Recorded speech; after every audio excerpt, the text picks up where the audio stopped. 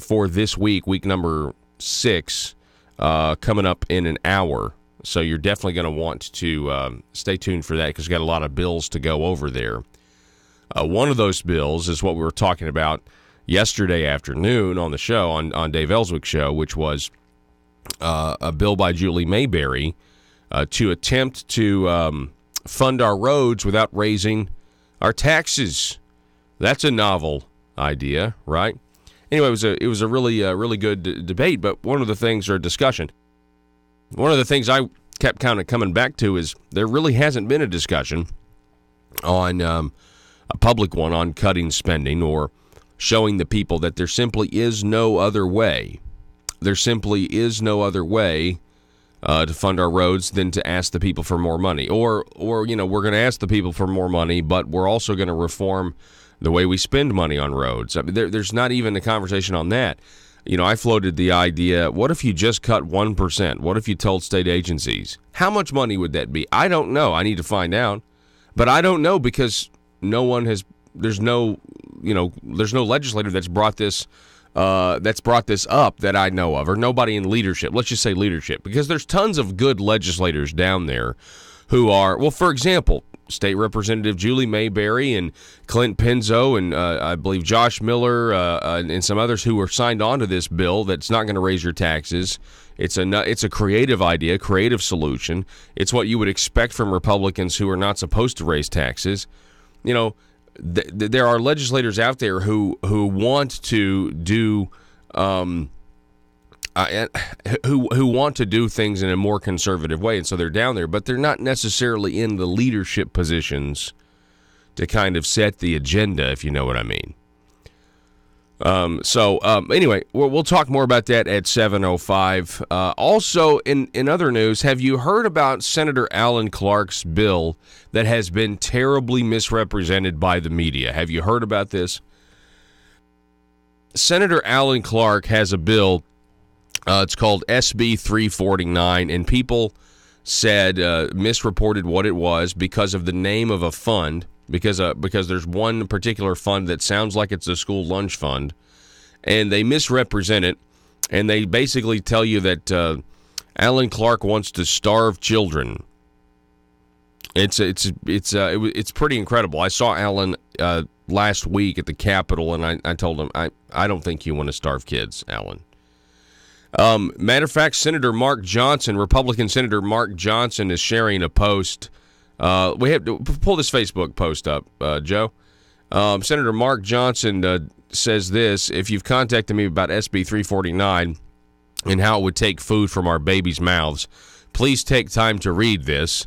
If you are too busy trolling someone to read the entire article, just read the highlighted text.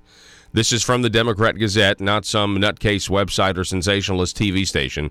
I support Senator Alan Clark's efforts to improve our state's abysmal literacy rate, and that's what this is about. That's what this is, an effort to do.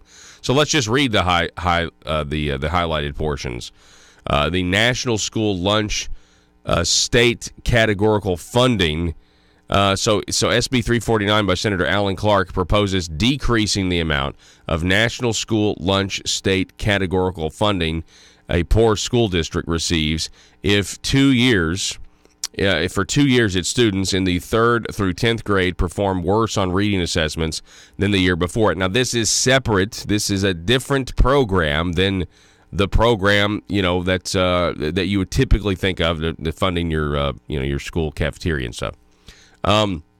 It goes on. Let's go to the other highlighted portion. The state program simply uses the federal initiative's poverty metrics to distribute additional funding to school districts with high concentrations of kids living in poverty. About 290,000 of the approximately 477,000, 61% public school students in Arkansas qualify for free and reduced price lunches. In 2017, state school districts received more than $225 million in national school lunch state categorical funding, according to the Bureau of Legislative Research. Let's see. Clark said it would likely be rare for a school district to ever lose money under his bill. If the district's reading achievement decreases 1 year, its teachers must complete training for reading education. Now, anyway, so the bill has been misrepresented. It's an effort to try to actually, first of all, it's highlighting, if it does anything, you shouldn't attack the messenger, especially misrepresent his bill. But if it does anything, it should start a conversation about how we've got a problem teaching kids to read, write, and do math. You know what I mean? We've got an issue here.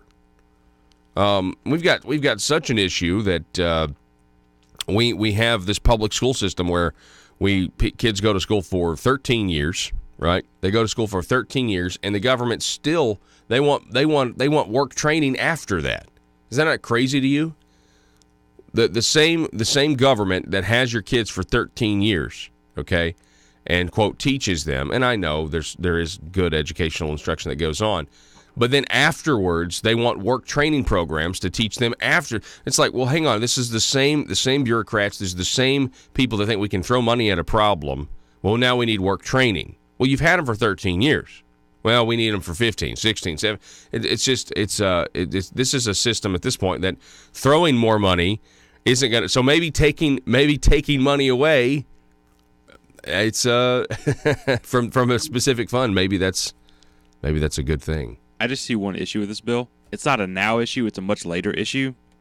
If, for instance, so each year that the reading scores do not improve, the teachers have to do a work or an education program with themselves to be able to teach them how to teach their students how to read better. Correct? That's what I get from this. Well, at some point, you're going to get to the point where the students basically kind of plateau, where you can't really, because you'll have students that aren't good at reading, and you'll have ones that are good at reading. You'll have opposite ends of the spectrum. Eventually, you're going to get to a point where it plateaus, and you're going to have consecutive years of continuation of not increased reading levels. And they're going to keep going back to these programs. But here's the thing. Well, listen to after you have like 3 or 4 years worth of not improving your reading scores across the board, what are they going to do? That's an interesting point. What I want to address here is the Arkansas Times, Max Brantley. He had a follow-up story, because I think this is kind of where it originated. And I've been following this loosely, but no, Alan Clark doesn't want to starve kids, but his idea is flawed all the same. So even Max Brantley comes and says, there are these we're talking about two separate things here. He writes, I think I set off a social media rumble yesterday with a tweet about a new school legislation from Senator Alan Clark. And so I probably should provide some further clarification, though the bill remains a bad idea, he says. I tweeted that Clark had proposed to cut poverty funding to schools with low test scores, typically the poorest schools. That's accurate. I also posted a link to the bill. Many readers read the bill and were horrified by the title, which says in part that it is to reduce the amount of national school lunch state categorical funding if the overall reading readiness is below a certain percentage. So it's a certain percentage.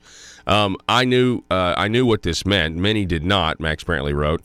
School lunch categorical funding is shorthand for a special financial payment that is distributed for the instructional help and other purposes to schools with high percentages of poor students, as determined by the number eligible for free or reduced price lunches.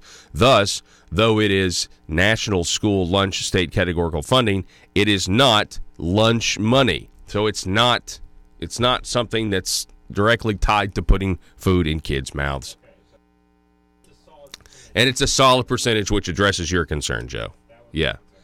So you're not going to have that plateau, but that's a good way to be critical, or way to think critically.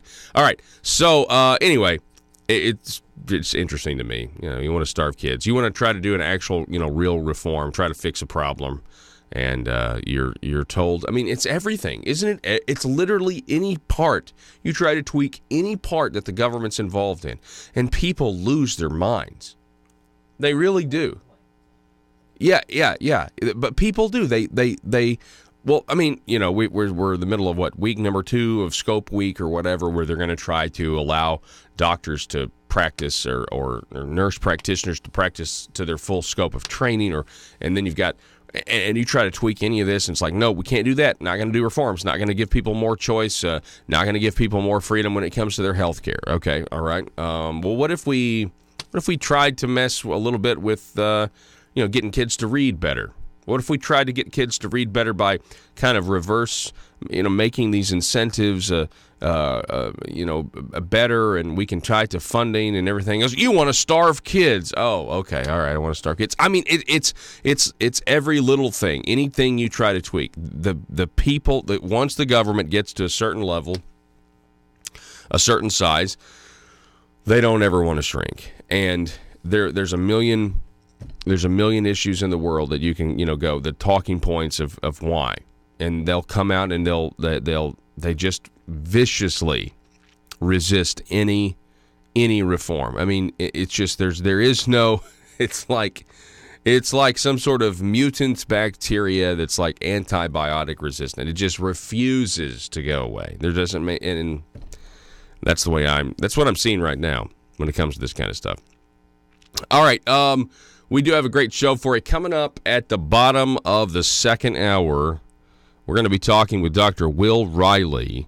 He is an African-American professor of political science at Kentucky State University, and he has done extensive research on how the left is selling a fake race war. He's got a book called Hate Crime Hoax, How the Left is Selling a Fake Race War, and I think it comes out today. Matter of fact, it's been released today. And so we'll have Dr. Riley on, and I thought it was appropriate considering all of the Jussie Smollett, the fake news, if you will, surrounding that particular case. We're going to take a break, going to reset here, and I'm going to tell you, I stumbled on one of Ruth Bader Ginsburg's essays from 1977 that she was contracted to write for the government, and it's entitled Sex Bias in the U.S. Code. Boy, it certainly has been the left's playbook for the last 40 years. We'll talk about that here in a minute.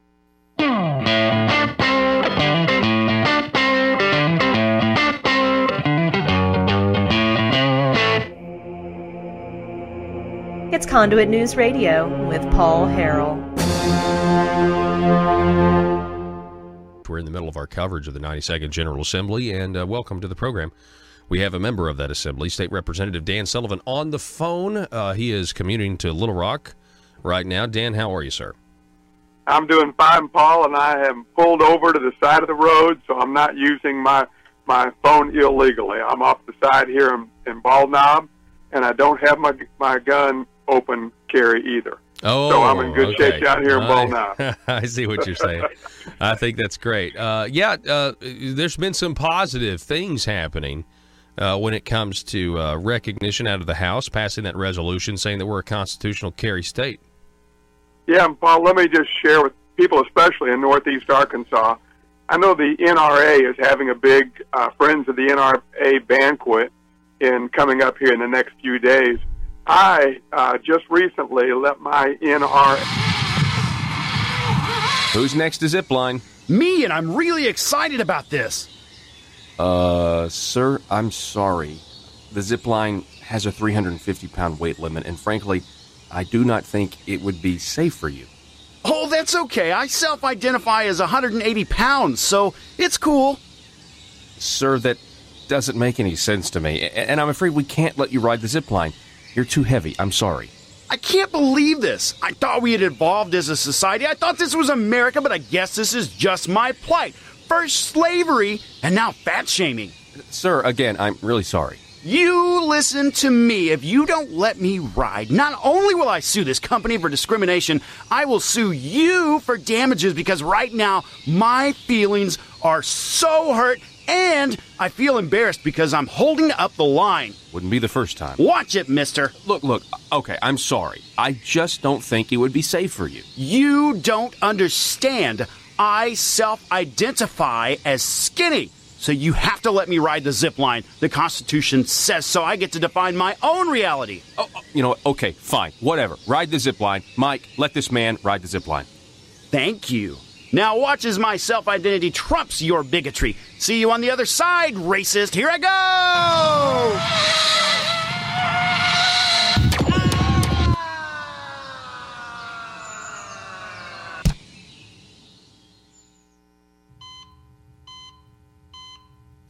Doctor, thank goodness. What's the prognosis?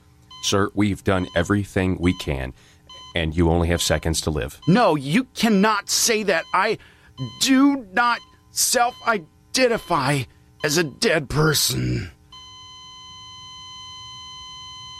PHP Parody.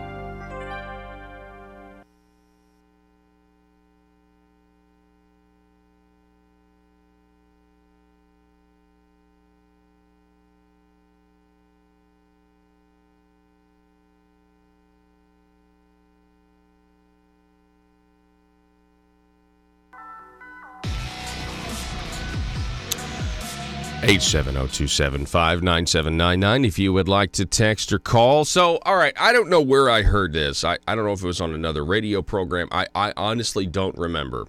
I listened to, a ton of stuff. So, I mean, I could probably make you a list of where it came from or a potential of where it came from. But, everyone's been talking about Ruth Bader Ginsburg over the last couple of months. A lot of people wondering where she is. Then you've got the reports that she's back. She's in the chambers. She's hearing arguments, and she's doing fine. Well, I think people kind of anticipating. I don't know, again, where I heard this, but somebody somewhere has brought back up the fact that back in 1977, Ruth Bader Ginsburg was contracted by the government to write a essay, very detailed, almost a book with suggestions about what should be done. It's called Sex Bias. Sex Bias in the United States Code, and I've got it here in front of me, and it's just from the Commission on Civil Rights. That's what this is for, right? And if you read this essay that Ruth Bader Ginsburg wrote, it is absolutely incredible. It is a play-by-play of what we are going through right now. It has literally been their playbook, in my opinion, social playbook for the last 40 years. And I told you yesterday about how there was a court case where they're saying that the draft of men only is now unconstitutional. That is in this essay. Pronoun usage is in this essay. So in doing the Googling and figuring out, I found a 2005 article by Phyllis Schlafly, conservative icon, the late Phyllis Schlafly. And she wrote this article in 2005, I think, trying to stand up for Supreme Court nominee John Roberts and the double standard of examination. We've seen it before with Brett Kavanaugh and everything else, where they actually vet the candidate, but when you get a leftist, they never vet the candidate. Sonia Sotomayor, Elena Kagan, no one really cares. The Republican senators, they don't care. Ruth Bader Ginsburg, by the way, I think was confirmed with the 90-something votes. So this old article here by Phyllis Schlafly, she talks about how she's quoted extensively from her 230-page book called Sex Bias in the U.S. Code by the U.S. Commission on Civil Rights. The purpose of this book was to show how the proposed Equal Rights Amendment would change federal laws to make them sex-neutral and eliminate sex-discriminatory provisions. Ginsburg called for the sex integration of prisons and reformatories so that conditions of imprisonment, security, and housing could be equal. She explained, if the grand design of such institutions is to prepare inmates for return to the community as persons equipped to the benefit from and contribute to society, then perpetuation of single-sex institutions should be rejected. Kind of a Starship Troopers way of thinking. She called for the sex integration of Boy Scouts and Girl Scouts because they perpetuate stereotyped sex roles. That's on page 145. I read all of this, by the way.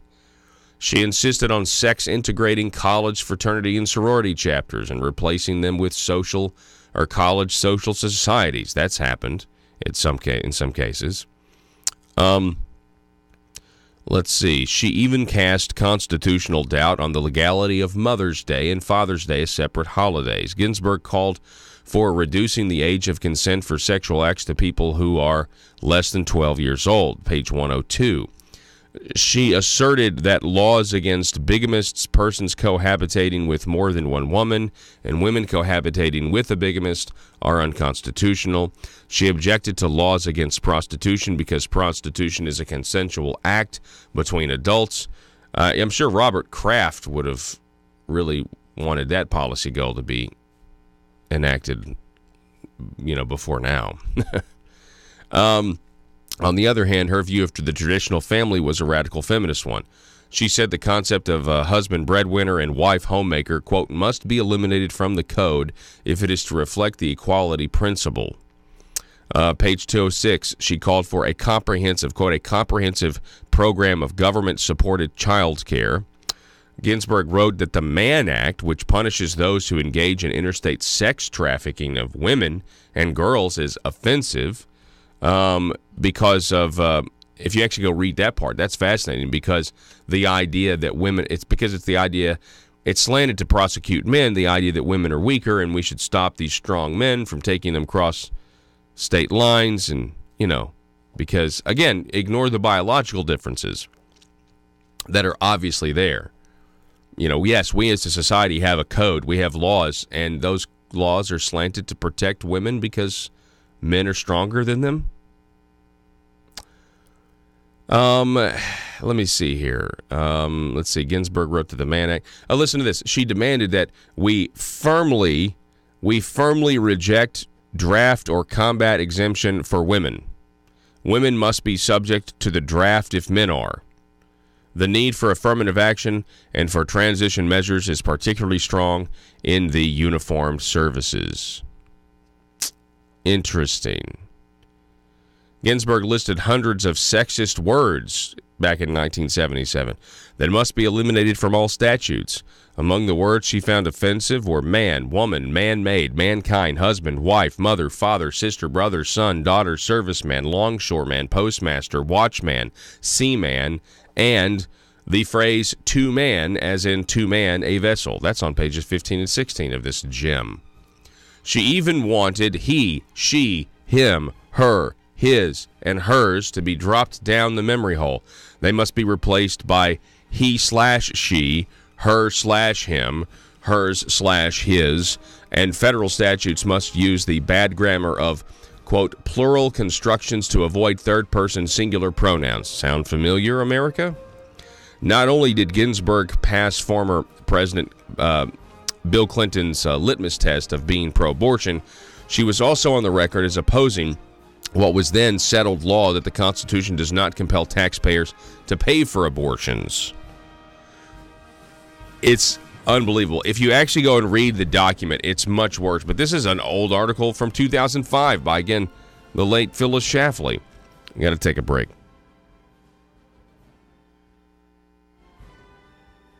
The city of Jonesboro will conduct a design public hearing in Jonesboro to present the NRA, and discuss I feel like, did not treat the legislature, those of us who have been great advocates for the NRA, we kind of got it put to us last session. We try to follow what they do and listen to their counsel, and as a result of that, they gave me and a number of other legislators an A- rating through no fault of the legislatures, and I think the fault was with the NRA. And we had a pretty lengthy discussion with their representative and asked them to consider changing that rating, and they did not. So, Paul, I am letting my NRA membership expire, and I'll be going to the Gun Owners of America Association. I will not be attending the NRA banquet this year for the first time in quite a while. And I would just ask your listeners to consider what the NRA is doing in supporting our legislature, who's been strongly supportive of all gun rights. Yeah. But yeah, what you referenced, Dan, I definitely saw some of that. I was scratching my head 2 years ago with with what the NRA was allowing to happen, under the guise of Second Amendment, but it was actually more restrictions and more red tape. And the Gun Owners of America, they're no joke. They don't play around when it comes to understanding that the Second Amendment is what it is. It says what it says, and it's. Paul, go ahead. Yeah, that blends in with Chris Ann Hall's being here in Arkansas this week. just a fantastic series of meetings all around the state. And, Paul, I'm going to read a short quote from Thomas Jefferson. Thomas Jefferson said, "I know no safe depository of the ultimate powers of society but the people themselves. And if we think them not enlightened enough to exercise their control with wholesome discretion, the remedy is not to take it away from them, but to inform their discretion by education. This is the true corrective of abuses of constitutional power." And that's exactly what Chris Ann Hall did this week. It's exactly what Patriots of 746 are doing. It's exactly what the Liberty Coalition is doing, is starting to inform people. And they're gaining a lot of support statewide for understanding what our constitutional rights are. And these groups of people are starting to meet small. It reminds me of the power the Tea Party had several years ago. I agree. And it's just so exciting. It's so exciting to hear people like Chris Ann talking about the Constitution, about these groups. And I don't know, what did 746 grow from 3 or 4, maybe 100 to 17 or 13,000 now? Yeah, 17,000. 17,000. And it's really impactful. The intersection of conservative ideas and reality. Conduit News Radio with Paul Harrell. I haven't had enough caffeine this morning. I know that much. I haven't had enough caffeine. All right. Hey, real quick. I have to quote something for you. State or federal. Okay. And about educating we were just the going people over, so they just joining us, good morning. what We their were just powers going and authorities over are. Ruth Bader Ginsburg's exactly 1977. We're talking with State Representative Dan Sullivan. Contracted to write Dan, for the Civil Rights Commission back in 1977, called Sex Bias or Bias in what is it called? Dadgummit. I'm sorry. I had it right here in front of me. Sex Bias in the U.S. Code. Oh, it's right here on the bailout screen. Thank you, Joe. All right. So listen to this. I want you to go to page 15 on this thing. I want to actually show people. Go to page 15 if you're watching the program at conduitnews.com or over at our Facebook or YouTube channel. You can do that. And subscribe to the YouTube channel, please. Conduit News. You click the little bell to receive notifications as well. There it is right there. All right. Now go ahead and show this to the good folks on the other side of the screen here. Sex-specific language. This was what Ruth Bader Ginsburg wanted in 77. Again, this is a playbook. Okay, this was their goal. Sex-specific language that is offensive. Serviceman, servicemen. It should be changed to services, service member, service members. Crewman, crew member. Midshipman, cadet, midship person. Enlisted man, enlisted personnel. A laboring man or woman should be changed to workers or laborers. So this is what she wanted in the federal code, right? She wants literally nothing in the code to suggest that there's a difference between men and women. Seaman should be changed to sailor or crew member. That actually might be a good idea. Longshoreman. Let's see here. Chairman should be a chairperson or a moderator. Postmaster should be post office director. Unbelievable. Lineman should be line installer, line repairer. A newsboy should be a news carrier instead. Listen to this. She or her in reference to a ship, meaning, boy, the USS Enterprise, she's been a good ship. Well, that's offensive. And so you don't. I want you to think about that. What kind of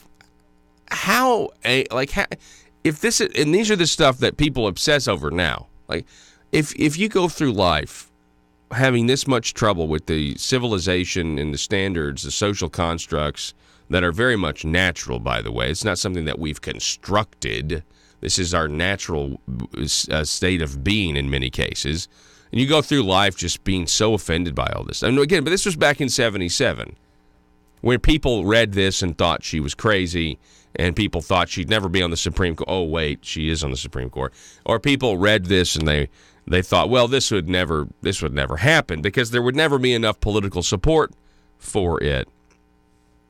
And now we get lectured on pronouns, which we should be thankful that we get lectured on pronouns because that's why President Trump won. Hillary Clinton and the left were lecturing people on pronoun usage, and Donald Trump was talking about job creation and building the wall. So, let's see. It keeps going here. Go down to the bottom of 15 and the beginning of 16. You don't need to have the word widow or widower in the U.S. Code. Instead, it needs to be changed to surviving spouse. This is what Ruth Bader Ginsburg thought. No references of brother or sister in the code. You have to use the word siblings. Daughter, son. You know, I actually interviewed David Barton from Wall Builders right after the Supreme Court decision on gay marriage. You know, when they put the rainbow on the White House. I interviewed him, and do you know what David Barton said?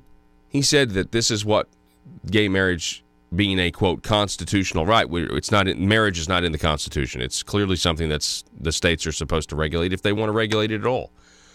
But David Barton said because of the gay marriage ruling, this is going to create a whole need to change the code and to change the words of what you call a husband and wife and that sort of thing, right? Got to change husband and wife to married couple or spouses and that sort of thing. Listen to this. Mankind needs to be changed to humanity. The words female and male just should be changed to person and individual. Again, 1977, Ruth Bader Ginsburg. 1977. And if you read farther enough down in this whole document, you're going to find even more stuff. It's just it's crazy to me. So anyway, that's the playbook. They've been very successful.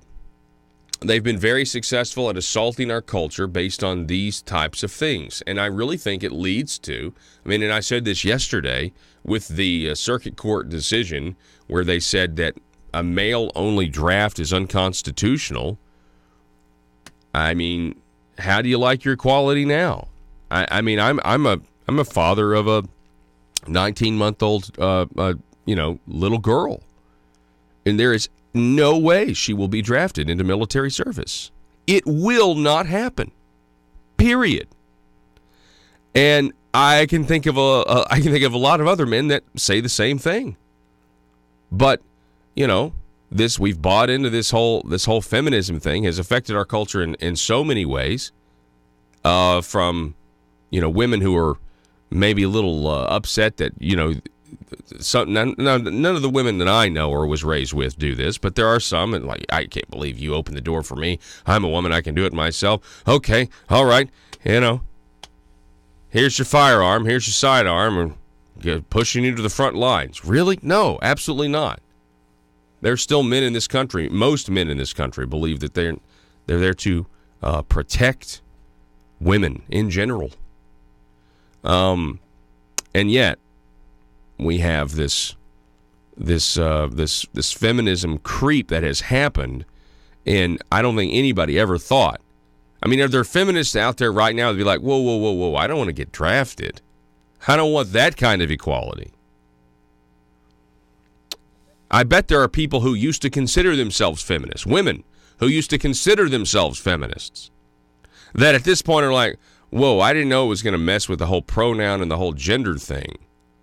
You know what's all in this Ruth Bader Ginsburg document from 1977? There's a phrase in there called sex identity. Sex identity, sex identity, sex identity. And I'm thinking, well, it's gender identity now, because they say gender and sex are two different things. It's a playbook. Go read it if you have a chance. Go read it. It's a simple Google search. All you have to do is Google sex bias in the U.S. Code, and Ruth Bader Ginsburg's name will come up, and you can read the PDFs. There's a lot of sites that have this PDF, searchable PDFs as well. So feel free to do that. Coming up at the top of the hour, we'll be talking about the competing highway plan by Julie Mayberry, among a list of other bills that have made the Conduit scorecard, competing with Governor Asa Hutchinson's alternative highway plan filed in the House up at conduitnews.com. You can read a brief write-up about it there. We'll have more at 7:05. I want to talk briefly. Yeah, let's go into here. Go to the Arkansas Democrat Gazette, Michael Wickline piece from a couple of days ago, 4 days ago. There's some legislation that's pretty much cruising through right now, but I feel the need to address it. There's a shift on the Attorney General's ballot issue reviews. It's a piece of legislation that would try to change how it is the people are able to get signatures to get something on the ballot to vote on. Right now, we have seen this, okay? We have seen this over the last couple election cycles, okay? Medical marijuana, that was an initiated act. The casinos, initiated act. Now, in order to do one of these initiated acts, it takes a lot of money. It does. There's no question. It's a lot of money. I'm not saying that a grassroots effort could never happen, because it could. That's why I think it's important that the people, do have a say in this process in trying to get something on the ballot. The minimum wage, that was an initiated act. That's very difficult and hard for business owners, because the minimum wage is a terrible idea. Increasing it, continuing to increase it. And then you have term limits. That was an initiated act. And so there are these recent examples that have frustrated the status quo, and that not just the status quo, just frustrated people who are in power. They're saying, really, man, they feel exploited, okay? Say, well, somebody's really put a bunch of money into Arkansas and they've exploited our system. That's what they think. They think it's been exploited. I would just tell you it's been used, right? It's not exploited. You're just using the system. And I don't like the minimum wage increase that got on the ballot. I don't like the casino increase that got on the ballot. I was a supporter of term limits. I'm not trying to rehash that, but I was a supporter of that one. So now there is this move out there to change how it is that you, the citizen, sign a piece of paper, and you and a bunch of other citizens, and you get your issue on the ballot. And I think personally that any attempt to change this should be looked at very carefully. And if you really look at the interests here, there's interest on the left and the right. The people on the left that love their minimum wage increases, and they think that small business owners have an endless supply of money to give their employees, that they're just keeping it from them. Okay, they want to do their thing, and you got maybe conservative people over here that maybe want to do things in the future. Maybe they like term limits and things like that. I think any attempt to curtail this has got to be looked at with a microscope very seriously. Okay. Now, from what I can tell, let's go to this Wickline article. An Arkansas Senate committee on Thursday endorsed legislation that would shift the Attorney General's authority to review the wording of proposed ballot initiatives and constitutional amendments to the State Board of Election Commissioners. So right now, if you've got an issue, you come up with a ballot title and you submit it to the Attorney General. The Attorney General okays your ballot title, and then you go get your signatures, right? From what I can tell, the idea right now is to gather the signatures. I think that's what they want to do. They want you to gather your signatures and then submit your ballot title, but not to the Attorney General, to a commission, the State Board of Election Commissioners, which those are unelected positions. So that, to me, is a little worrisome. Whether you agree that there needs to be a reform in how you get stuff on the ballot or not, it would be nice if whoever's making the decision on what the ballot title is going to be called is an elected position and not an unelected position. That makes sense, right? That makes an incredible amount of sense if we're talking about wanting to make sure that the people themselves are represented. You wouldn't want it just to be a bunch of people that know other people that get on the election commission, or you wouldn't want it to be that. I wouldn't want it to be that, but that's one of the ideas out there, and apparently this is sailing through. This really is something that is gotten a lot of people I don't think a lot of people have paid much attention to it. Listen to the second paragraph here. This is just the committee. This is last Thursday. In a voice vote with Senator Will Bond, Democrat, Little Rock, dissenting, the Senate State Agencies and Governmental Affairs Committee recommended Senate approval of Senate Bill 346 by Senator Matt Pitch of Fort Smith over the opposition of medical marijuana patient advocate Melissa Foltz and Family Council President Jerry Cox. You have medical marijuana people opposing this, and you had Jerry Cox that spoke against it of the Family Council. Under the legislation, the Board of Election Commissioners would consider certifying the ballot title and popular name of a proposed ballot measure after the sponsor submits signatures of registered voters. See, that's a big change right there. The Election Commission decides after you submit your signatures. Right now, you get your ballot title approved, and then you go out and get your signatures. I believe that's how it works right now. Well, I guess the point is, if you are somebody that's going to, hire if you're going to spend a bunch of money, let's say, to try to get something on the ballot, what this would be doing is requiring you to spend all of your money first without knowing if the Election Commission is going to even approve your ballot title. So they're certainly making it cost prohibitive there. And again, there's a lot of people upset about what's happened over the last 2 election cycles. I get it. But, and this is just me talking, I think to myself, okay, they don't like how somebody used the initiative process to get casinos, to get minimum wage, to get medical marijuana. They don't like that. But I think they really don't like the fact that somebody used the petition process to put term limits on the ballot. I think that is really, when you get down to it, that's the real reason this thing is coasting through the way it is. Just a thought. You guys let me know what you think. I was talking to some conservatives the other day about this, and they were saying, it does feel like something needs to be done. I don't know. Because, see, what people don't understand is, and I go back and forth on it, honestly, because I think to myself, what if there was an initiated act out there that we could get behind, all of us as conservatives, that would actually force the government to do something conservative like shrink, or maybe a taxpayer bill of rights, something like that, or something that forces the government, if they get X amount of revenue increases, there's a percentage of that has to go back to the people in the form of tax cuts or something like that. I don't know. I'm just ballparking it out there.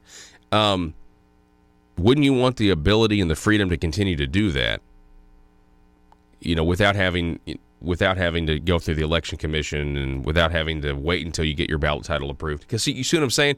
Because if you actually had the signatures and it was something that was politically damaging to the status quo in the government itself, I don't know how that would ever get on the ballot. And then, of course, if you were to use the current system as it is now, anything that really is going to hurt the status quo, it'll get thrown out by the courts because somebody's going to sue and they'll throw it out. So, it's a difficult process all the way around. The stuff that's got the big money behind it, though, the big profit potential for a select few, like casinos, that doesn't get thrown off the ballot. Medical marijuana, no, there's a lot of profit potential there. That doesn't get thrown off the ballot. Anyway, just something to think about, folks. The telephone number, 870-275-9799. We'll be back here in just a moment. Russellville-based firearms manufacturer Omega are making clones of the most notable German firearms in the world. These delayed rotor-lock firearms have been and are currently used by law enforcement and military worldwide. At Omega, they manufacture their guns right here in Arkansas and produce the best reproduction in the marketplace that comes with a complete 5-year warranty. At Omega, they take firearm manufacturing seriously and offer discounts to active and retired law enforcement. Whether you're using Omega firearms to defend the public, defend your family, or for target practice, Omega has your back. For pricing, go to omega-guns.com. That's omega-guns.com. Are you a conservative-minded young person and want to let the world know about it? Are you tired of rolling your eyes as your professor regurgitates progressive PC neo-Marxist nonsense? Then you should interview on Conduit News Radio's Young Conservative segment and tell us about why you believe the way you do.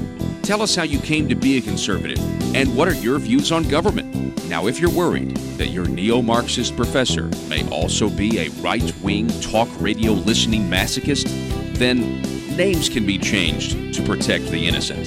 It's the Conduit News Radio Conservative Future segment. To be interviewed, call 870-275-9799. That's 870-275-9799. If you're like me, you believe that small business is the heart of Arkansas's economic engine, and it should be viewed that way by the politicians in Little Rock. Conduit for Commerce also believes, like you and I believe, policies that achieve less regulation and lower taxation help small business in Arkansas thrive.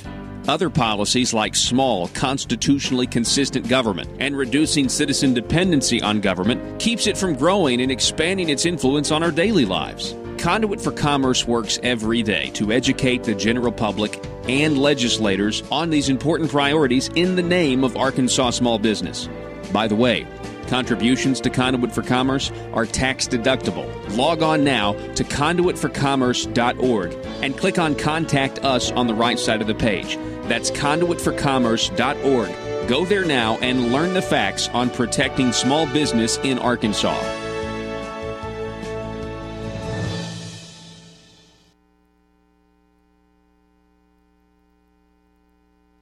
Yeah.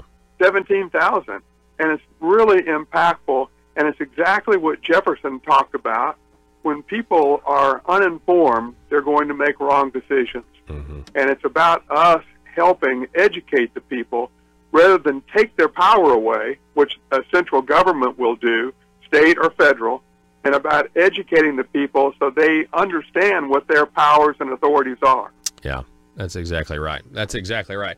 We're talking with State Representative Dan Sullivan. Okay, Dan, the highway plan, half of the highway plan that includes tax increases on gas and diesel at the wholesale level, it sailed through the Senate last week, and it's expected to go through the House this week. Can you give us your thoughts on the plan? Sure, and I'll be glad to, and I appreciate the question. Right now, I'm not going to be able to support the tax increase for a couple of reasons.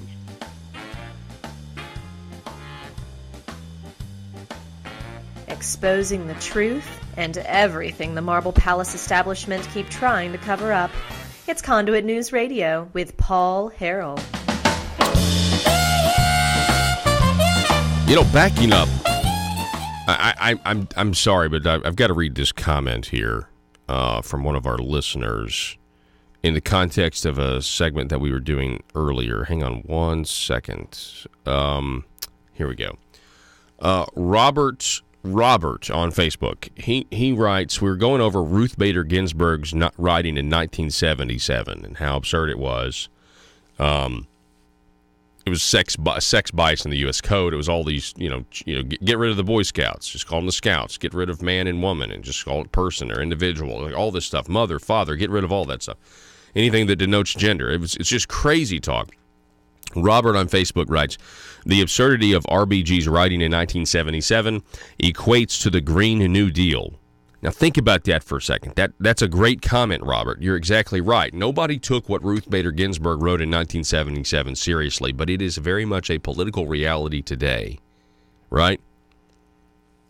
It's so much of political reality that we have people, it's not only just eliminating male or female or anything like that, those words from the U.S. Code. We're so confused now. We have grown men wearing skinny jeans and pink blouses, yelling at employees of stores. It's ma'am. It's ma'am. And if you don't start calling me ma'am, I'm going to take you outside. I'm going to show you what it's like. You want to take this outside, sir? It's ma'am. Don't call me sir again. It's ma'am. Yeah. So it's very much a political reality today. So the crazy writings of Alexandria Ocasio-Cortez.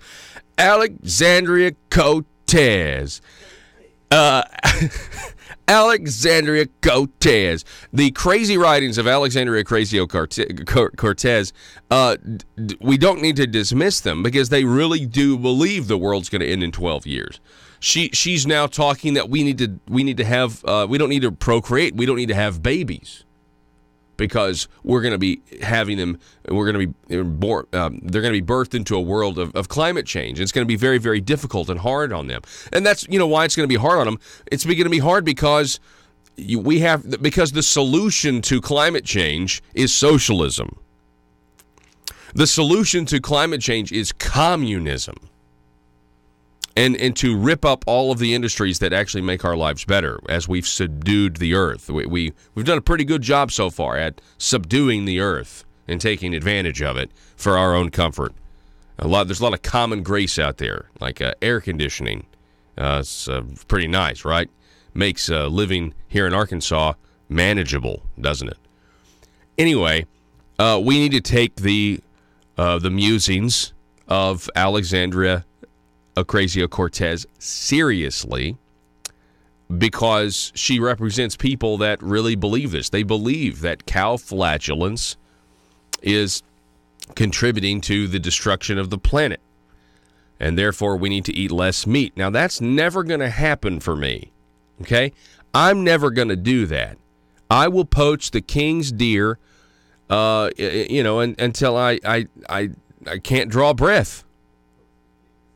No, I will. I don't care what they say. If it's a cow, livestock, deer, whatever.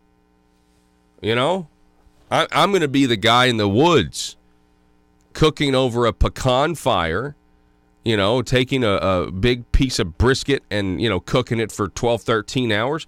I'm going to still do that. But these people actually think that this, that this is World War II of their day is what they think.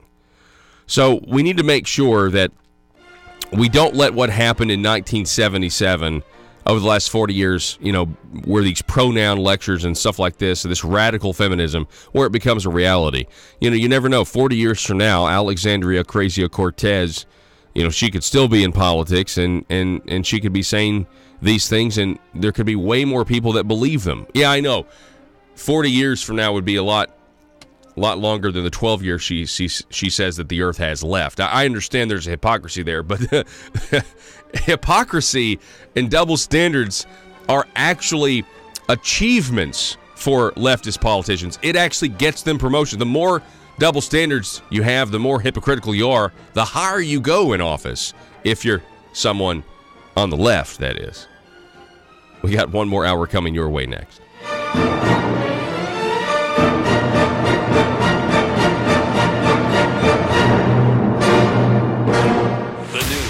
Talk of Northeast Arkansas. This is News Talk 101.3 FM and 12:30 AM KBTM Jonesboro, an EAB radio station. As I look at it, Paul, although bankruptcy is not exactly like a tax increase, they both fundamentally say that we have to tighten our belt first. If one declares bankruptcy or one is considering it, they have to go to the courts and the lawyers to decide on a plan to make sure you've tightened your belt first. Well, here, I think, and from my observations, there's a number of things that we haven't done, tightening our belt and looking at cost reductions before we go to the last resort of increasing taxes.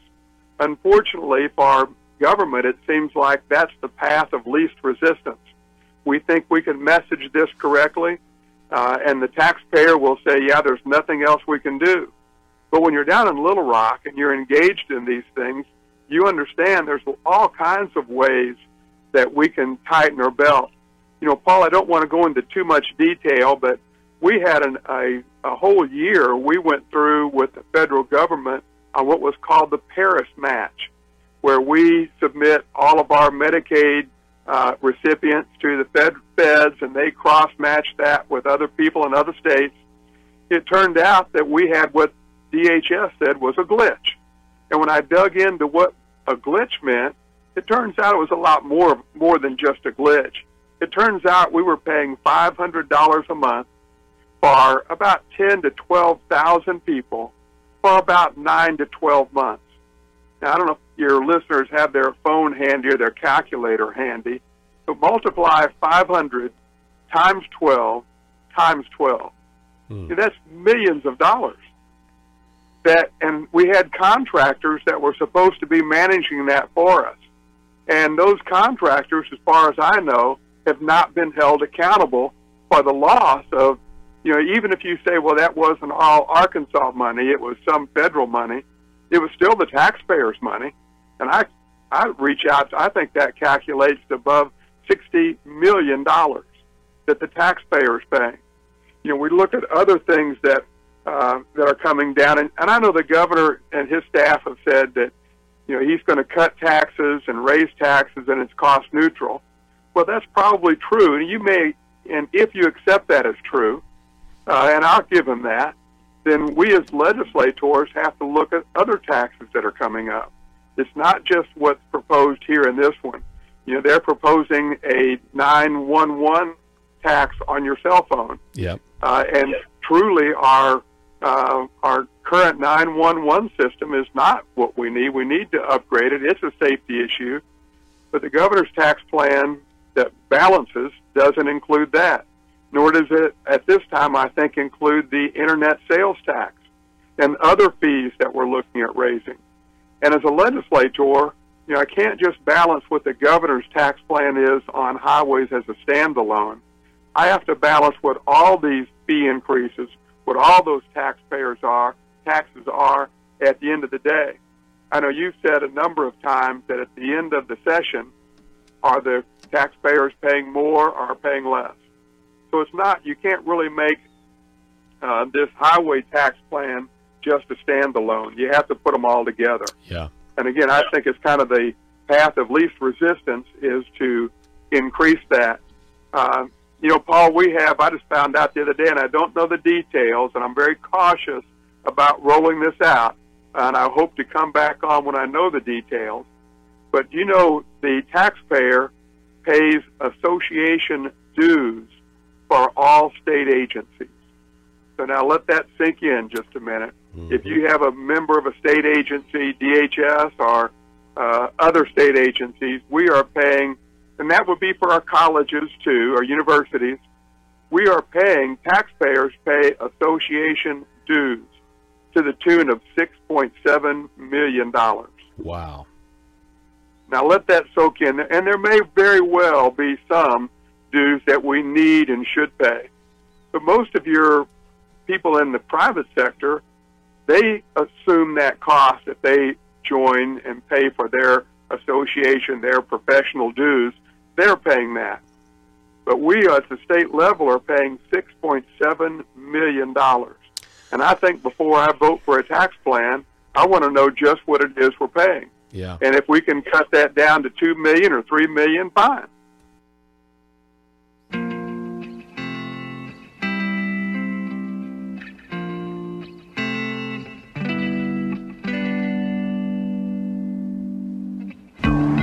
I think it's time we ask ourselves if we still know the freedoms that were intended for us by the founding fathers. They seem to be in full-scale retreat from spending cuts and are talking about raising people's taxes again. And I have only one thing to say to the tax increasers. Go ahead, make my day. If we lose freedom here, there's no place to escape to. This is the last stand on earth. Those who would trade our freedom for security have embarked on this downward course. Whether we believe in our capacity for self-government or whether we abandon the American Revolution and confess that a little intellectual elite in a far distant capital can plan our lives for us better than we can plan them ourselves. Conduit News Radio with Paul Harrell is on now. All right, ladies and gentlemen, welcome to the program. It's hour number 2. Thank you so much for being with us. You know whose birthday it is today? Well, yesterday was Ric Flair's. Yesterday was Ric Flair's birthday? I love how random. It's just, I ask this rhetorical question, and I hear in the other room, well, yesterday it was Ric Flair's. Yes, that's fantastic. Ric Flair. No, today's Johnny Cash's birthday. Hey, Johnny Cash. Yeah, February 26th, 1932. Wow, that's crazy. Anyway, Johnny Cash's birthday today. I had a question. Somebody said, hey, since it's Johnny Cash's birthday today, are you playing Johnny Cash music? Unfortunately, we're not. We're not. But, hey, we'll have a belated birthday celebration of Johnny Cash coming up in a couple days on Johnny Cash Friday. So, hey, it's that time of week again. And normally we talk with Mr. Josh Waters. Normally we do that because it's week number 6. The Conduit scorecard is out, and that's what we're normally doing this time. But we're not going to be talking with Mr. Josh Waters this morning. We will next week, but, he's tied up. We're not going to be having him on. But I'm still going to go over this scorecard because it's pretty fantastic. A lot of bills to get to, okay? So let's talk about the stuff that's good this week. That is that's a good bill that Conduit supports. Let's talk about that. We're going to start with a bill by Senator Kim Hammer. I think he's made a lot of the lists. Unemployment tax cut for employers. This is SB 298. This would, by the way, also Robin Lundstrom sponsoring this in the House. This would reduce unemployment insurance tax paid by employers. It would fund currently overfunded for benefits required, and it allows employers to keep more money for investment in their company and investment in their employees. So that is SB 298 by Senator Kim Hammer and Representative Lundstrom, and that is a good bill. And you would think this is something this is an easy bill to support because, right, it's standing up for small business. It's making it easier on the job creators. Then we're going to go to the next bill, which would be SB 198, increasing access to health care with advanced practice nurses. This is by Senator Dave Wallace and, again, Representative Robin Lundstrom. This would remove the collaborative practice agreement requirement for advanced practice registered nurses working in rural areas. It would increase access to care and decrease the cost of care to patients. Now, this is an idea that is going to, it's a very uphill battle, but this is a good bill, but it's going to be an uphill battle because we've seen that these healthcare committees, they are very resistant to anything that's going to give you more choices and lower your prices. I know it's hard. It's hard to get over that because we have many people that campaign on giving people more choices and many people on more competitive pricing and that sort of thing. But, right now, if you are an advanced practice nurse here in Arkansas, State Representative Dan Sullivan was talking a little bit about this yesterday on the program. You have to have a collaborative practice agreement with a doctor, and that means that you're giving that doctor money to do this. So if you're like one doctor and you've got a bunch of APNs working on with you, you're making bank. That's a nice chunk of change, right? Well, other states don't require you to have that. And so we are basically telling advanced practice nurses in the state of Arkansas, hey, you guys need to go somewhere else. Sure, get your degrees here at our fine universities, but if you if you don't want to have to check in with a doctor every 5 minutes, you can go to other states and you can actually practice without the supervision. Well, without this agreement, I don't expect for this to pass, but I think we should support the legislators who have good ideas, and who knows, maybe it will pass. You never know. Stranger things have happened. The next bill on the scorecard, week number 6, this week is HB 1321, the Homestead Property Tax Credit Increase. This is by State Representative Lanny Fight, a Republican from Benton. Also, Senator Blake Johnson, a Republican from Corning. On the Senate side, this would increase the homestead property tax credit by $25 to $375 per year. It would require the study of formula for calculating the homestead property tax credit amount and the sales and use taxes levied to fund the credit. So that's a pretty straightforward one. Right now, you get a $350 homestead tax credit. And, of course, if the county forgets or if the county forgets to apply that to you, all of a sudden a lot of you might get a phone call from your mortgage company, and the mortgage company would be like, "Hey, what's going on? Why'd your taxes go up $400 in a year?" Well, that would be why. And they forgot to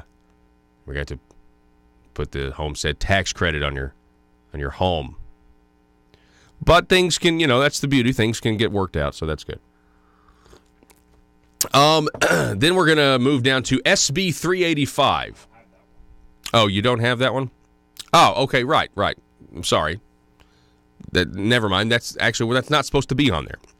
I'm going to move on to HB 1541. Sorry. HB 1541, funding roads without raising taxes. This is an easy one. Right? This is by State Representative Julie Mayberry. This is an easy bill to support. And this has got some, great co-sponsors on there with her. It's a competing plan with the governor's highway plan. It would provide highway funding for roads without raising taxes. It requires that sales and use tax revenue from the sale of used and new vehicles, trailers and semi-trailers, would be directed for road use. Now, you would think that that's already happening, but it's not. So this is great. Hats off to State Representative Julie Mayberry for putting a plan out there, and the other legislators that have worked with her, Clint Penzo, John Payton, Josh Miller. I know I'm leaving somebody off, but I don't have the bill in front of me. The people who have co-sponsored this. Mickey Gates. This is a good idea. It's good that it's out there, that we're having the discussion of, well, here's an idea that's not going to take more money from the people. We'll take gradually existing funds for new vehicles.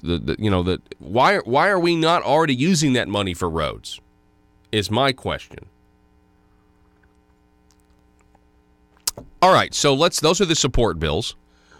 We got a little time here, so let's go over some bills that are opposed this week, that have made the negative, meaning you shouldn't vote for these. It's all about, does it increase the size of government, dependency on government? Does it spend money we don't have? HB 1519, raising the legal age to 21 to buy cigarettes, e-vape, and e-cigarettes. This is by a Fort Smith Republican, Representative Lee Johnson, and Senator Missy Irvin, a Republican from Mountain View. It would raise the legal age to purchase tobacco products, vapor products, e-cigarettes, and other nicotine products to 21 years old, and it would reduce a person's personal freedom to purchase legal products. That's what we're talking about here. You can vote in this country at 18, but you can't purchase cigarettes. It's offensive. Number one. Oh, well, we'll have a military exemption. Well, great.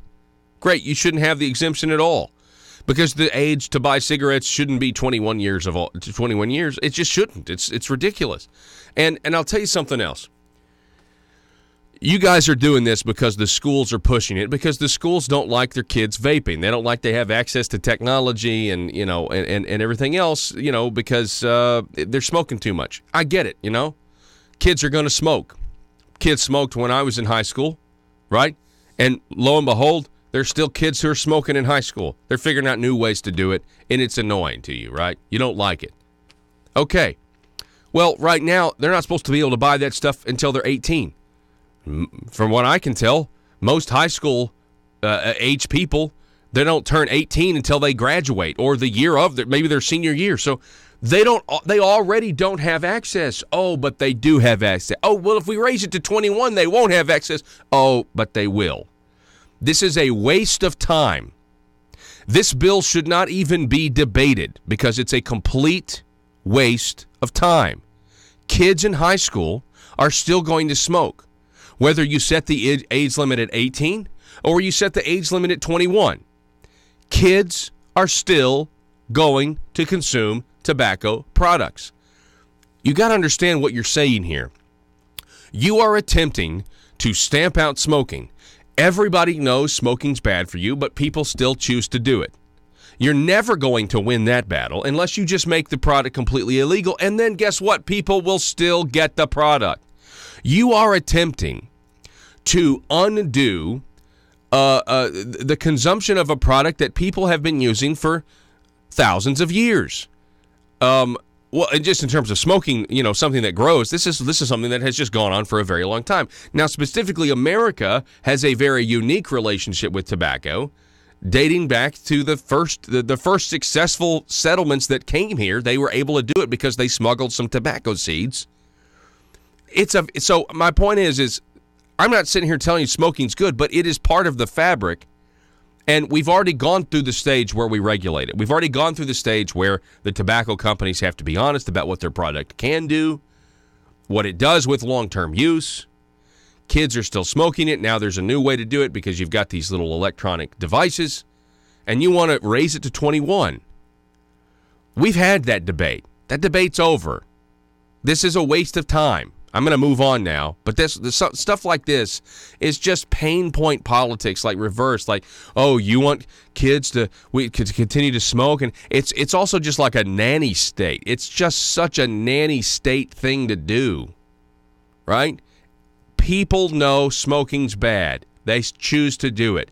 If you want to do anything, you should change this bill to admonish parents for not having more control over their kids, right? I can promise you, if I were caught smoking when I was in high school, the only thing that the authorities or the principal or the teachers would have had to have done is call my parents, and I would not be here today. I would be dead if that would have happened. Do you understand? Like, and the age limit has nothing to do with it, because people were smoking when they were not 18. And they're going to continue to smoke if they're not 21. Ridiculous. You contrast this stupid idea, and it is a dumb idea. You contrast this stupid idea with the on the other side of things, over in Oregon, they're trying to lower the voting age to 16 because nobody's voting for Democrats anymore. Okay, so don't vote for HB 1519. Okay, and then we have the last bill today, which is SB 347. This one goes without saying. Joe, go ahead. SB 347, throw this up there. This is by Democrat Senator Will Bond, and it is a new tax on e-cigarettes. It would impose a 16% wholesale special privilege tax on e-cigarettes. The first $10 million raised from this tax would go to the newly created University of Arkansas Medical Sciences National Cancer Institute Trust Fund. So if you're against this, you're against cancer research. I can just see the straw man now. He's very menacing. This is an easy one. Why would you want to take more money from the people who are purchasing a product? Well, it's an e-cigarette, Paul. It's really bad for you. We don't know what it's going to do and everything. It's a legal product. Quit taxing people. Quit taxing people. Can we just say stop it? They love to tax things that are bad for you or that are widely perceived bad for you. And you know what? Not everybody smokes. And so if you're not a smoker, you're probably like, well, I'm not a smoker, so it's not me. Well, it's not you. It's not you this time, right? No one thought that there were going to be with Obamacare. No one ever really thought that Obama was going to tax tanning beds. Remember that? But he did because, it's bad for you. It causes cancer. Anything in this, I'm telling you, anything in this world at this point, if you say, well, it may cause cancer, well, then you can tax it. I'm surprised they haven't taxed barbecue pits because, it's a carcinogen. You're putting carcinogens on your meat, and carcinogens can cause cancer. Quit taxing us. We're taxed enough already. So anyway, those are two tobacco-related bills at the very end there, but it's basic. When you take these bills one by one, they are very, very easy to oppose or support. Again, Oppose a new tax on e-cigarettes. Oppose raising the age to 21. Support funding roads without raising taxes. Support a homestead property tax credit increase. And support increasing access to health care with advanced practice nurses not having to have these collaborative practice agreements with doctors, which is pretty much kind of like you're paying for protection. Kind of a shakedown, but it is what you have to have in order to practice in Arkansas right now. And then support unemployment tax cut for employers. Very easy, based on a very simple litmus test. We're going to take a break. This scorecard going to be up at conduitnews.com, so be watching for that. Don't go anywhere, folks. Back in a moment.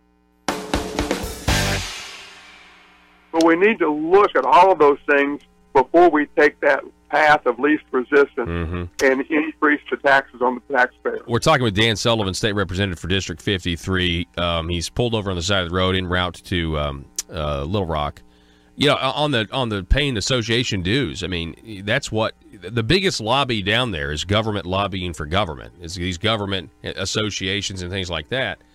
That's what struck me. As you're down there long enough, and so. You've always wondered maybe why. Well, if they're mandatorily, or if the taxpayers are paying for these individuals to be a member of these associations, I mean that to me is, I didn't know that. I didn't know that, Dan. I didn't either. But I'll tell you, I have never had a state agency lobby me. Matter of fact, they've taken great pains not to. If I ask a question, they'll inform me of.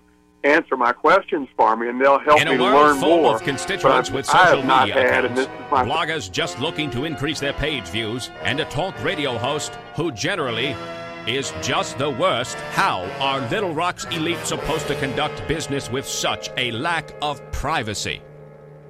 Introducing the 1835 Club, older and more refined than other clubs that claim discretion. The 1835 Club is for seasoned political veterans that want to conduct the highest form of aristocratic business with the public's money. Are you a schemer? Do you someday want a guaranteed flow of taxpayer money to support your business? Is it your dream to see the .gov domain at the end of your business website? Don't listen to the imitators. The 1835 Club is the place where corrupt politicians and businessmen hatch their next crony schemes. At the 1835 Club, we make lobbying safe and legal. Ethics. Why, of course. All business is done in an ethical manner. Just look for the sign above the door that reads, loophole. Are you tired of the Capitol Police restricting your access to the roof after a perfectly good night of drinking? The 1835 Club has libations and a perfectly good roof. Other crony clubs that promise discretion try to lure you in by advertising bars made out of aeroplanes. Well, at the 1835 Club, instead of an airplane fuselage, we've got a space shuttle. No, not a bar. We've got an actual space shuttle that makes a daily run to the moon so members of the 1835 Club can have some real privacy away from the bloggers and taxpayers. Are you an Arkansas aristocrat? Do you want to be? It's the 1835 Club, and we work tirelessly to make sure the good old boy system remains alive and well. Join today. Disclaimer. The 1835 Club reserves the right to deny membership to anyone who has principles. Any talk of the Declaration of Independence or the Constitution must be done in jest or, at the very least, with a condescending tone. And finally, the 1835 Club will be given a 25% commission of any agreements made between politicians and the business community. PHP Parody.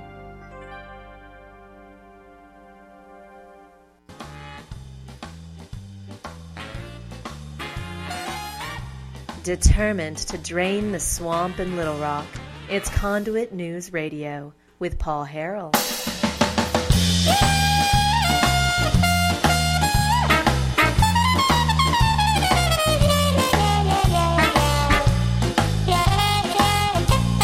Sorry if I was too hard on the idea. That I don't know what else to call it.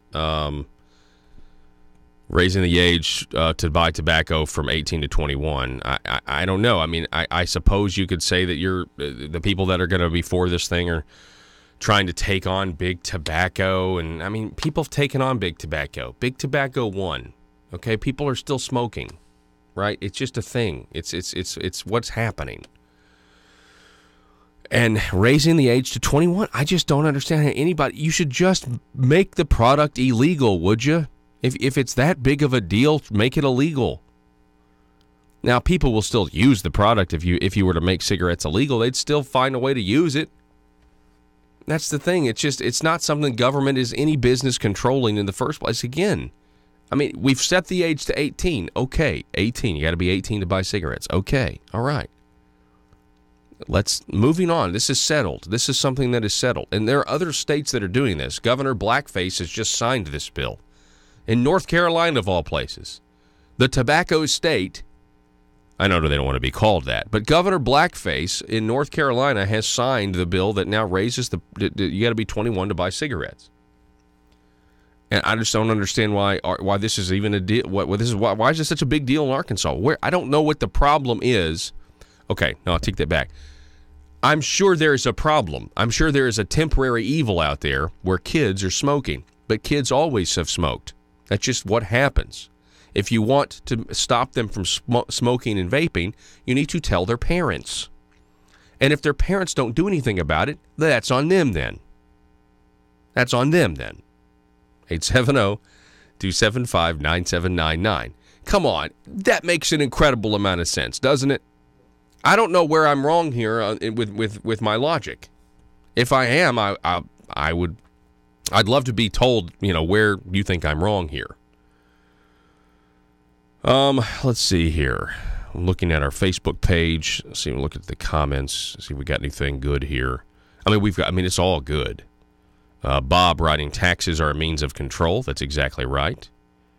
When it comes to vices, though, taxes do not, typically, they don't seem to curb behavior. And that's why the government really likes to tax vices, gambling, alcohol, cigarettes. They like to do this because they know you're not going to stop because of a tax rate. That's interesting, isn't it? I was one of the over the weekend as I was listening to Chris Ann Hall. One of the best things, okay, one of the best things that I learned was when the colonists in the 18th century were getting ready to fight this revolution. You hear about the Stamp Act and you hear about all these things that they were taxing. Well, one of the things that they were taxing was ink. They were taxing ink and paper, right? And you think, well, that's not a big deal. Well, apparently, anytime you had to do anything with the government or you had to do anything with the court system or the judicial system at the time in the colonies, you needed ink and you needed paper. So this was an incredibly oppressive tax. We don't think about that now, but it was an incredibly oppressive tax on the people. And Chris Ann Hall then compared that to our court filing fees today. And how, in essence, one of the reasons we fought the Revolutionary War was over how we weren't able to get justice because if you couldn't afford the ink tax, you couldn't participate in the system. Third term, not had a representative from the state agency, DHS, the governor's office, or anywhere.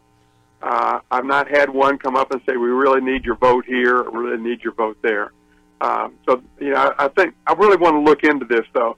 I tell you, you just had the guest prior to me was talking about, the gambling and the casino issue. David Colbert. Oh, that's another one. Yeah, that's just another one that I have a hard time supporting. We went through the whole deal with the tax on cigarettes, and we needed the money, we needed the revenue, so we taxed the vice, and we taxed the vice more, and we taxed the vice more. We finally bled it dry until we had the federal courts come out, and we had all the smoking settlements and all of that. Now we've bled that dry. So then our next course of action is to find another vice to tax, and we'll tax it more and tax it more until we finally bleed that dry, and we'll have to find another vice to tax to keep up state revenues. I wonder what the next vice we'll tax is, because that seems to be, and you quoted Chris Ann as saying, if we don't learn from the mistakes of history will continue to make the mistakes. It's a mistake to leverage taxes on a vice as a foundational principle for funding highways. Now, if you want to tax them a little bit, fine. We tax a lot of vices. We tax Twinkies and everything else. So if we're going to do that, I understand that, and I support that. However, to make it a fundamental principle and a foundational principle for funding our highways is not a long-term solution in my mind. So, when I talk about I can't support the highway bill, it's not just one thing. It's not just being against taxes.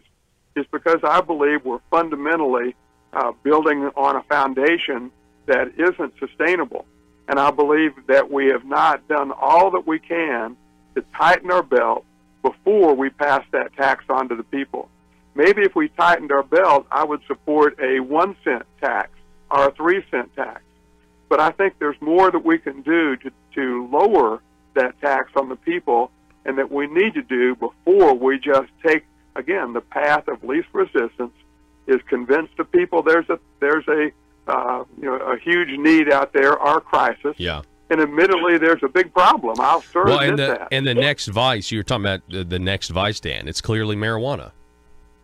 I mean, that's what it's going to be. Or others. I mean, there are plenty of vices out there. Yeah. Well, you raised some interesting points, Dan Sullivan. I mean, you really do, and I appreciate it. I appreciate your stance on not, wanting to raise taxes. You're not the first person that I have.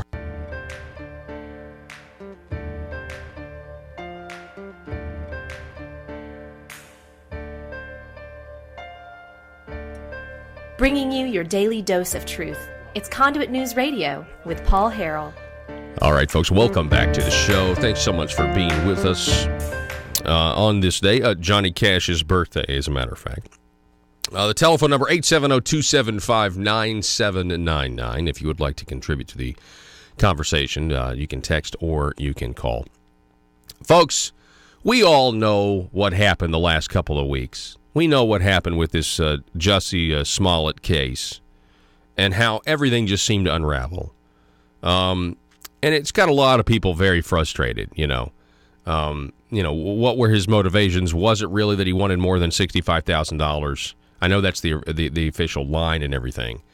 But really and truly, the mentality that goes behind this is really contributing something that is dividing this nation, and it actually makes it, if somebody really does commit a racist act, a hate crime against another person, at this point, everything is suspect because we wonder what the motivations are. We wonder if it's really true. Is it fake news? I want to introduce you to Dr. Will Riley. He's on the phone with us. He's an African-American professor of political science at Kentucky State University.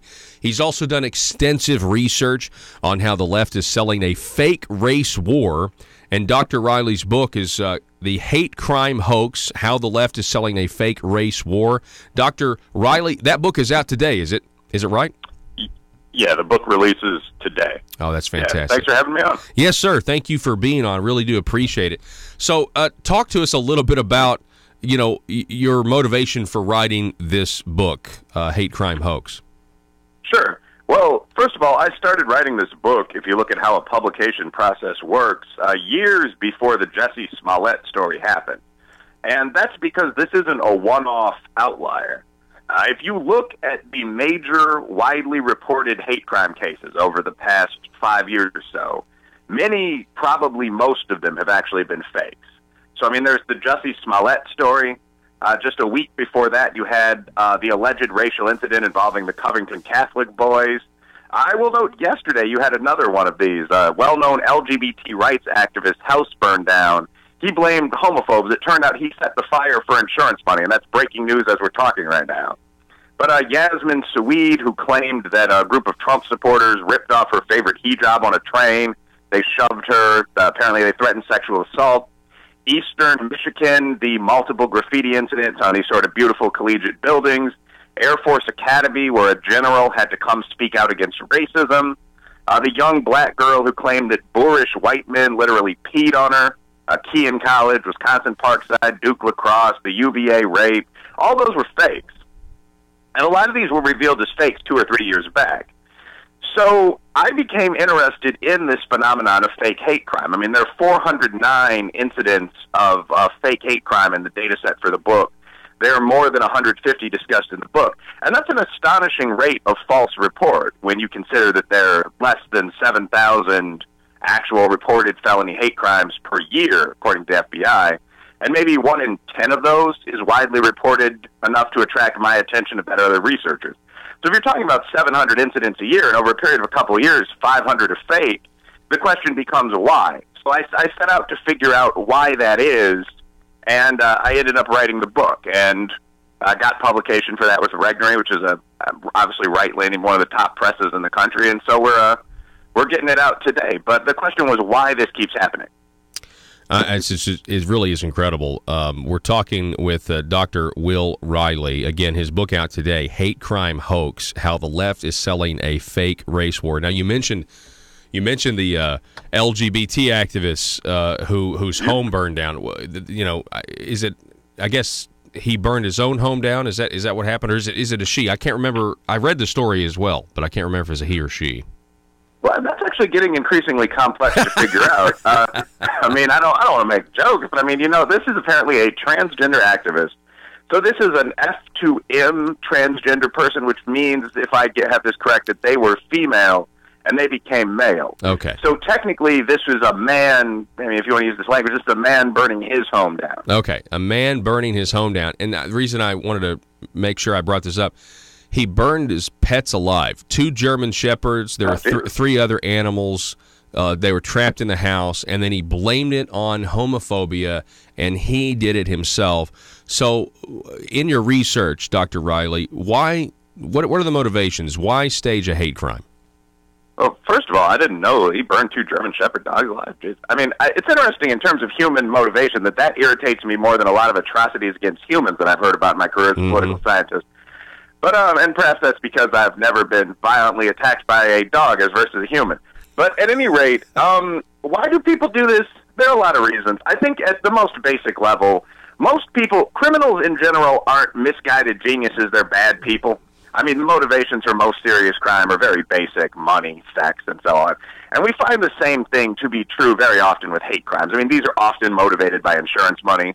If you see someone set, a beautiful home on fire with antiques and purebred pets inside it, I mean, very likely that's going to be an insurance case. But I do think there's a second level when it comes to hate crimes. And that is that hate crime hoaxers know that there's a very well-established sort of grievance industry in the United States. And that if one of these incidents is falsified, they're very likely to receive support, emotionally, even financially, from a very predictable set of allies. So, I mean, quite frankly, there are entire sectors of the U.S. economy, saying this is a politically centrist black guy, but affirmative action, minority set-asides, the budgets of large civil rights groups like the National Action Network, Black Lives Matter, the Southern Poverty Law Center, that depend on the continuing prevalence of prejudice. And I sometimes say that the demand for bigots right now greatly exceeds the supply. If you look at sports, business, the unions, most of the areas where blacks and whites interact together, there simply isn't a great deal of prejudice on either side. If anything, there's probably more on our side, but not much there. So you need bigotry, you need conflict for certain things to continue, but there's not much. So when there's an incident of this kind of quasi-hate violence, you find that people flock to it. Media outlets that I think can be reasonably described as pretty far left. I mean, MSNBC, CNN, The Root, Sean King, they're going to publicize that story, and they're going to use it to promote this narrative that the old wars are continuing. Yes. So I think that's a secondary motivation. People who fake these incidents know that they're going to get pub, they're going to get a great deal of support. Again, we're talking with Dr. Will Riley. He's an African-American professor of political science at Kentucky State University. His book is out today, Hate Crime Hoax, How the Left is Selling a Fake Race War. Dr. Riley, let me ask you this. Why does the left need to believe their opponents are racist?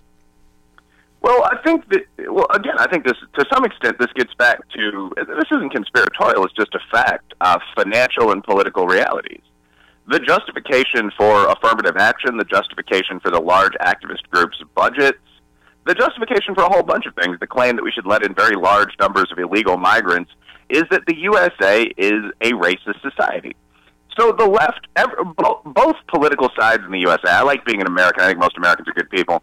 Both political sides in the USA have had triumphs. I mean, I think you can argue that conservative generals obviously won the Civil War, World War II, Eisenhower built the interstate highway system. What the left uses to counter this argument is, well, we won the civil rights movement. And to some extent, that's true. Actually, more Republicans than Democrats voted for the Civil Rights Act. But there's a lot of truth to it. I mean, Martin Luther King wasn't a man of the right. But that is the great leftist argument. We are the people that oppose bigotry in this country. So what you've seen in recent years, because old school racism is gone. I mean, there hasn't been a lynching of anyone of any color for, I think, 25 years. If something like that ever occurred, like Robert Byrd, it would be in a small backwater area and it would be widely condemned. So what you see now is an attempt to redefine these concepts of racism and prejudice. So you hear about these very vague things like white privilege, cultural appropriation. But basically, if your political movement is based on the idea that you fight racism, you need racism to fight. That's a really good point. That's exactly right. And we as a society, we have to have a victim and an oppressor, and that just seems that people have called this the new Marxism, neo-Marxism, where we're just now dividing each other into as many groups as we possibly can, not just based on race, but all these other factors. Let me ask you this, Dr. Riley: how does President Trump play into this? Because President Trump on the left, he is constantly pictured as a bigot.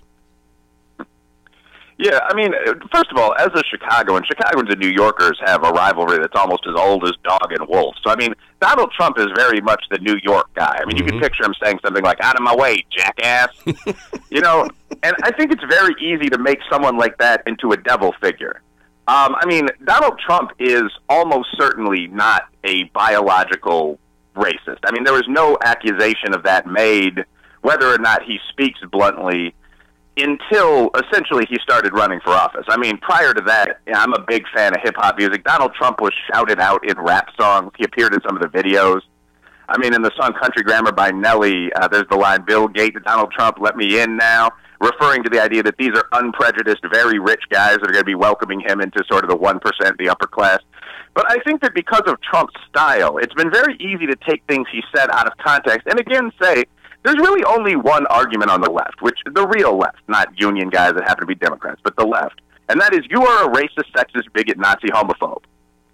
And it's very easy to take Trump halfway out of context and make that argument. So I definitely think Trump has polarized things in America, but I don't really think that's Trump's fault. I think Trump will make a statement that's really kind of banal, like both sides in a riot were bad.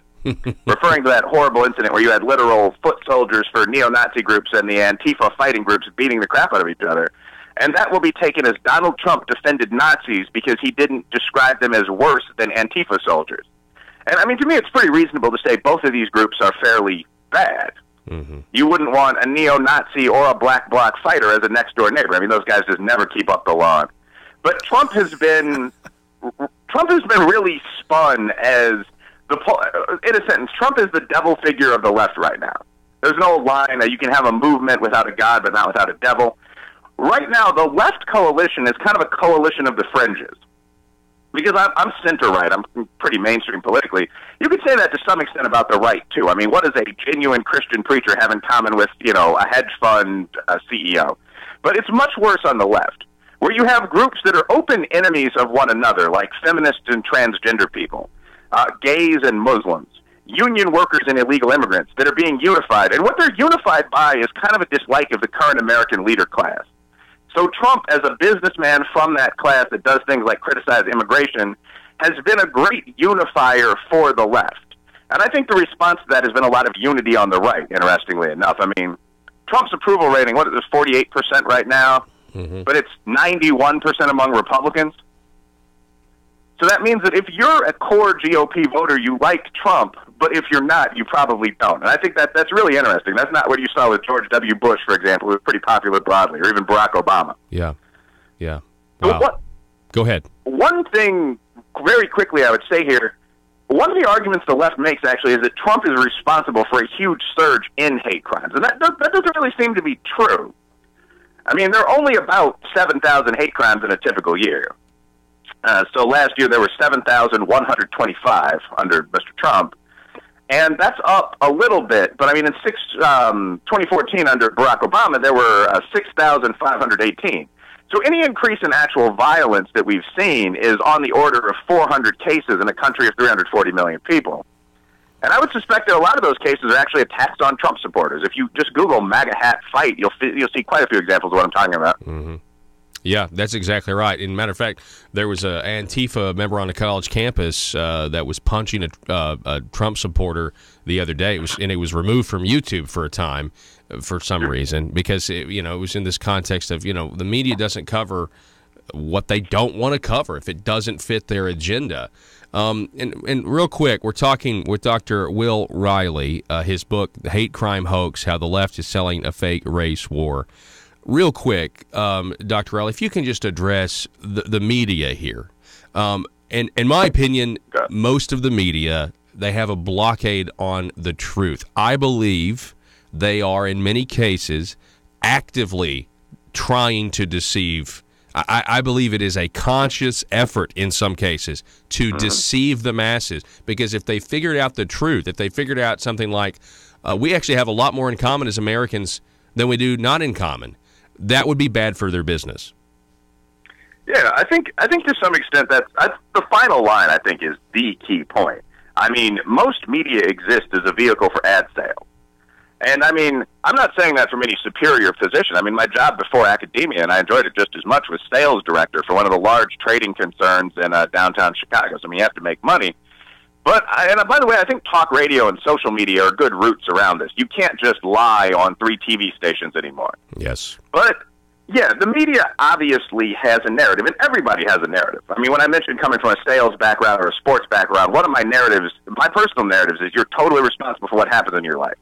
And that's not really true. I mean, if I were to get hit by a car in a day when I was out for a run, break my leg, I'd be incapable of functioning in business for months, and that would really bother me because it would challenge my narrative. But one of the media's narratives is standard coastal center-left liberalism. No one really denies that. And that really does shape what media coverage is. So I'll give 2 quick examples. If you look at police shootings, you can argue about black men being overrepresented and whether that's due to our higher rate of crime or residual but real racism. That's a real conversation. But what you can't deny is that about 80% of the people shot by police are Caucasian, whites, and Hispanics. If you look at media coverage of the issue, though, that almost disappears. So writing hoax, I actually put my research team on this for a day or 2, research assistant. There are not 15 of them. But we found out that about 95% of media coverage of police shootings focuses specifically on black victims. All of CNN's coverage did. So you have a situation where 80% of the people that are actually victims of this form of violent conflict are basically poor whites. But that's totally ignored, and that's how a narrative is created. That's how Michael Brown becomes a household name. And this extends to a lot of racial issues and a lot of class issues and a lot of feminist issues. So like interracial crime, first of all, it's really rare. About 90% of murders are committed by someone of your race that you knew, like your ex-wife. But to the extent that interracial crime occurs, it's 80% black on white. Again, if you look at media, which is something we in the black community need to work on. But if you look at media coverage of this, that issue is just completely camouflaged. Yeah. Media coverage of interracial violence is, again, about 90%, I think you could say, white on black. So the media does, to some extent, and by that I mean the mainstream, televised, print media, does to some extent take stories and spin them however they want. Yeah, I think it's valid. Yeah. Well, they certainly were very anxious, to report, again, the Jussie Smollett incident. And that brings us to this book, again, Hate Crime Hoax, How the Left is Selling a Fake Race War. Dr. Will Riley, it's been a pleasure, sir, and I really appreciate it. Your book is out today. I hope everyone goes and gets it. Sounds good. Thanks for having me on. All righty. Folks, really, really good analysis there. At the very beginning of the interview, he was going over all of the fake hate crimes. All of them. I mean, you had one guy that burned down his own church, and tried to blame it on white racists. I believe that was, I'm sure that's made the book. And then, of course, we have the most recent one where the transgender man burned his own house down.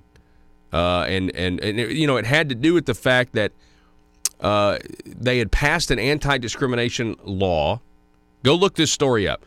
LGBT trans man, they just passed an anti-discrimination law, and so everything kind of died down. So there was a fever pitch of gay rights, gay rights, gay rights.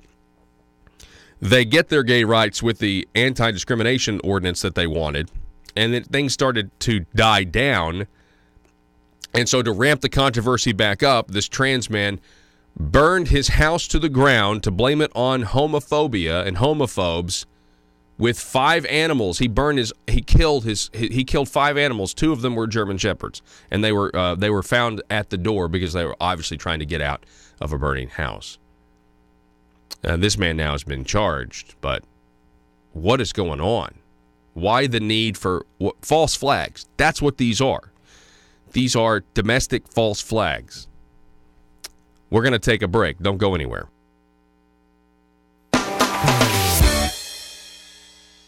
Russellville-based firearms manufacturer Omega are making clones of the most notable German firearms in the world.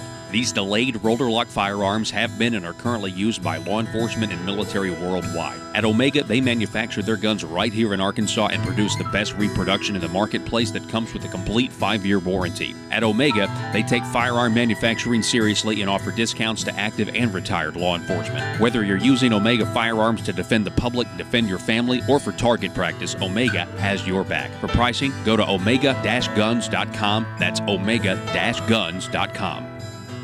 Are you a conservative-minded young person and want to let the world know about it? Are you tired of rolling your eyes as your professor regurgitates progressive, PC, neo-Marxist nonsense? Then you should interview on Conduit News Radio's Young Conservative segment and tell us about why you believe the way you do. Tell us how you came to be a conservative and what are your views on government. Now, if you're worried that your neo-Marxist professor may also be a right-wing talk radio listening masochist, then names can be changed to protect the innocent. It's the Conduit News Radio Conservative Future segment. To be interviewed, call 870-275-9799. That's 870-275-9799.